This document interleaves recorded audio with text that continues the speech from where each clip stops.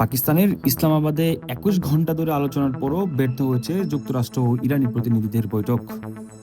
কোনো শান্তি বা সমঝোতা চুক্তি ছাড়াই ফিরে যাচ্ছেন দুই দেশের প্রতিনিধিরা। তবে আলোচনা থেকে বেরিয়ে যাওয়ার অজুহাত করছিল যুক্তরাষ্ট্র, এমন দাবি ইরানের।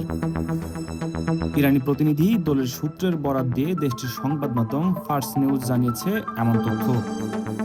প্রতিবেদনের তথ্য অনুযায়ী হরমুজ প্রণালী, পরমাণু প্রকল্প, বিভিন্ন ইস্যুতে দুই দেশের প্রতিনিধিদের মতো পার্থক্যের কারণেই ব্যর্থ হয়েছে বৈঠক। আর বলা হয়, যুদ্ধের ময়দানে হেরে যাওয়ার পর মুখ রক্ষার প্রয়োজনে বৈঠকে বসেছে যুক্তরাষ্ট্র। হামলা চালিয়ে যা অর্জন করতে পারেনি, আলোচনার টেবিলে তা পেতে চেয়েছিল যুক্তরাষ্ট্র।